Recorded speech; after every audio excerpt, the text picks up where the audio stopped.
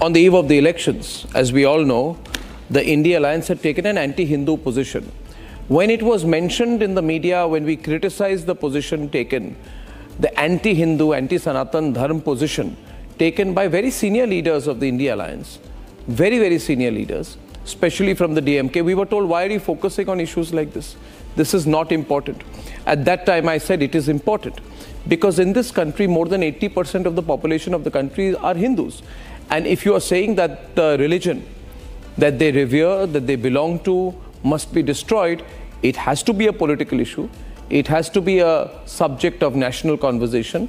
It must be a subject of national debate. We should not be squeamish about it. After all, do you expect Hindus to be silent and not vocal?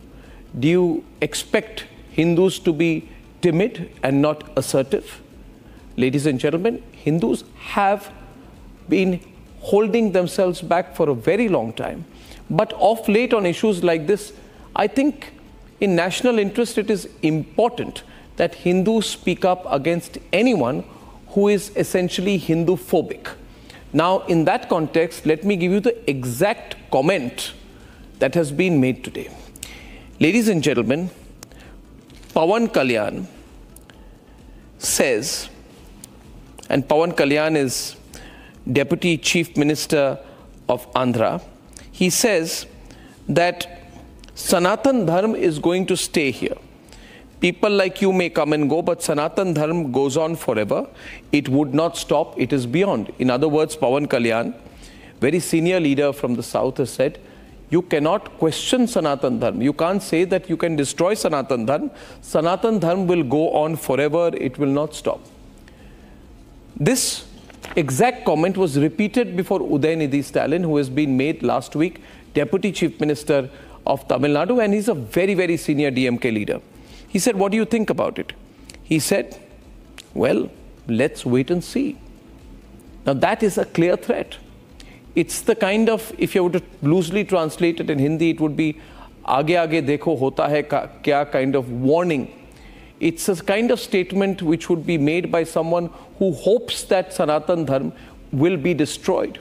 The last time I quoted Udayanidhi Stalin and I told everyone, and I asked the Congress questions about it, and I said, why did Udayanidhi Stalin compare Hinduism to dengue, to mosquitoes, to malaria or coronavirus? I was told I'm taking him out of context. To all those wokes, to all those pseudos, I would like to ask them tonight, am I taking Udayanidhi Stalin out of context? Now to that, let me ask another very basic and fundamental layman question. Suppose anyone in this country were to say that Islam is going to stay, Islam will go on forever, it will not stop. Would Udayanidhi Stalin respond to that by saying, let's wait and see?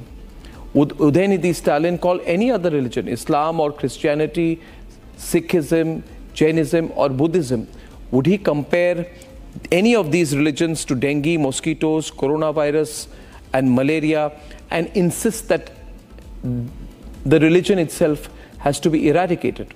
Now we put up with all this, viewers.